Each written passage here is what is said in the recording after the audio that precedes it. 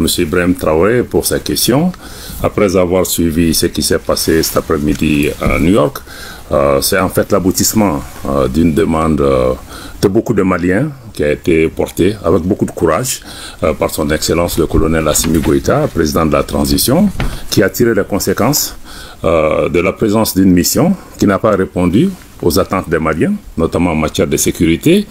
Mais pire, ces derniers temps, nous avons vu que la mission a commencé à constituer une entrave pour nos efforts et elle a été instrumentalisée pour pouvoir porter atteinte à l'unité, à la cohésion sociale et même à la stabilité de notre pays. Nous en avons tiré les conséquences. Et ce qui s'est passé aujourd'hui, c'est que nous voyons que les attentes essentielles du gouvernement du Mali ont été prises en compte et le Conseil, de façon collective, a voté à l'unanimité la résolution 2690 qui met un terme au mandat de l'aménagement, mais aussi qui demande que, à compter du 1er juillet déjà, le processus de cessation des activités de transfert et de retrait soit effectif dans la période du 1er juillet au 31 décembre. Très bien. Ce délai convenu est de 6 mois. Est-ce que c'est une durée qui convient au gouvernement malien? Bon, vous savez, cette durée est venue à l'issue de longues discussions, des négociations difficiles. Le Mali, depuis le début, a demandé un retrait sans délai, indiquant notre volonté d'avoir un retrait dans les délais les plus courts possibles. Nous avons conscience naturellement qu'il s'agit d'une mission de près de 17 000 personnes qui a une empreinte lourde, mais il était important pour nous que ce délai soit court. C'est vrai que certains pays voyaient un horizon de 18 à 24 mois. Donc par rapport à cela, je pense que le Mali a fait preuve de souplesse, de flexibilité, mais nous restons vigilants. Nous pensons que tout doit être mis en œuvre pour pouvoir respecter ce délai. En tout cas, le gouvernement y est engagé. Et comme nous l'avons dit, nous restons ouverts pour coopérer avec les Nations Unies, le secrétariat général, l'aménagement et tous les acteurs concernés et pour faire en sorte que tout soit mis en œuvre. Et nous pensons que, par exemple, sur la question, par exemple, du retrait des militaires, ça peut même se faire beaucoup plus rapidement qu'avant les 6 mois. Très bien. Et concrètement, comment ça va s'organiser ce retrait? Bon, d'abord, on avait besoin, dans un premier temps, de cette décision politique qui consacre d'une part la fin du mandat de l'aménagement et d'autre part qui demande maintenant de mettre en place un plan de retrait.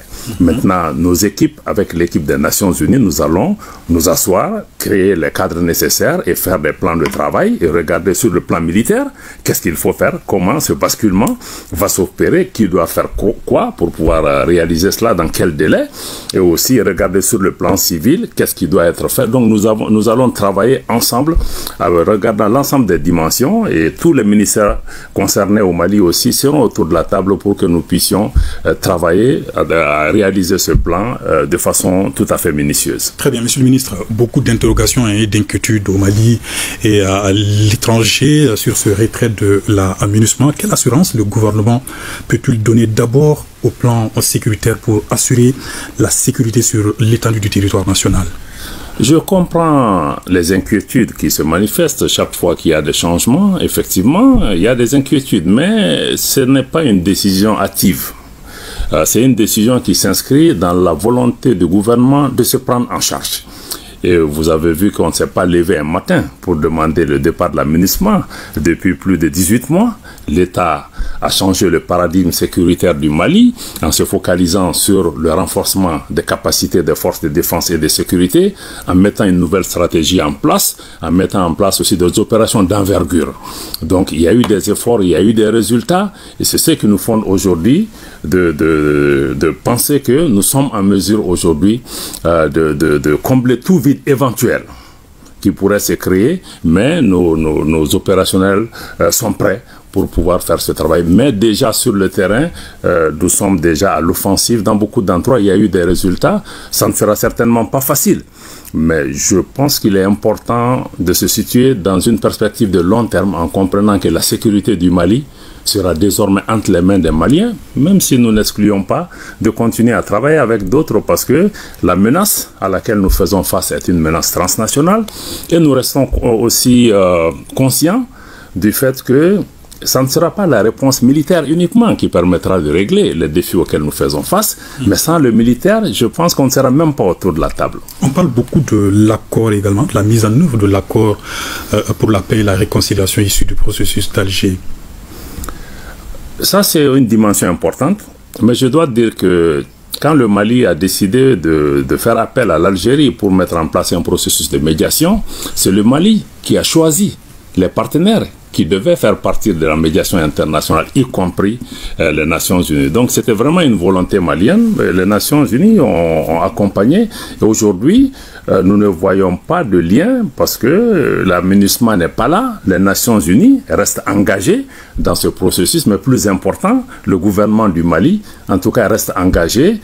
Il y a eu des avancées importantes qui ont été engrangées et aujourd'hui, nous avançons dans le cadre du dialogue, dans le cadre de la réconciliation avec nos frères pour pouvoir tourner cette page. Mais beaucoup d'avancées ont été enregistrées. Même le processus référendaire qui vient de se clôturer prend en charge déjà un certain nombre d'éléments importants en termes de réconciliation nationale. Monsieur le ministre, il y a également la situation de tous ces Maliens dont le revenu est directement ou indirectement lié à la MINUSMA. Est-ce que vous y avez pensé ? Nous y avons pensé. Le gouvernement est conscient de ces difficultés. Naturellement, ce type de changement ne va pas sans difficulté. Nous sommes conscients que beaucoup de nos compatriotes vivent à travers des activités liées à la MINUSMA, mais aussi, en regardant la situation, nous regardons aussi la perspective nationale de tous les Maliens qui sont affectés par cette situation qu'il fallait changer. Le gouvernement a mis en place une stratégie pour atténuer l'impact. Ça ne sera pas total, mais l'impact en tout cas de ce retrait sur les populations maliennes, tant à Bamako qu'à l'intérieur du pays. Et nos équipes commencent aussi à travailler à ces questions. Nous allons prendre attache aussi avec nos compatriotes qui sont concernés, les écouter et voir ensemble qu'est-ce qui peut être fait pour atténuer l'impact de cette mesure sur ses concitoyens. Merci beaucoup, Monsieur le ministre, d'avoir répondu à nos questions. Un message particulier à lancer avant de quitter ce plateau?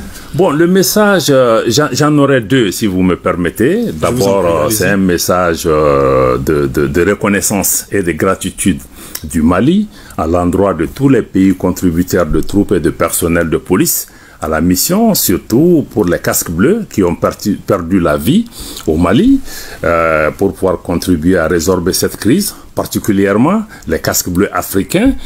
Plus de 95% des personnes décédées malheureusement viennent de ces pays africains. Leur dire que nous sommes conscients des sacrifices qui ont été faits. Nous sommes aussi conscients qu'ils sont venus en toute bonne foi pour aider le Mali. Malheureusement, le véhicule dans lequel ils étaient pour nous aider. Deux, si vous me permettez. D'abord, c'est un message de bleu africain. Plus de 95% des personnes décédées, malheureusement, viennent de ces pays africains. Leur dire que nous sommes conscients des sacrifices qui ont été faits. Nous sommes aussi conscients qu'ils sont venus en toute bonne foi pour aider le Mali. Malheureusement, le véhicule dans lequel ils étaient pour nous aider n'était probablement pas le bon. Donc, mais nous reconnaissons cela et je pense que ça c'est important. Nous saluons aussi les Nations Unies, le Conseil de sécurité et tous les pays qui nous ont accompagnés. Et je voudrais en particulier saluer un certain nombre de pays partenaires qui ont apporté un soutien constant au Mali, particulièrement au niveau des Nations Unies, pour nous aider même dans le cadre de ces négociations.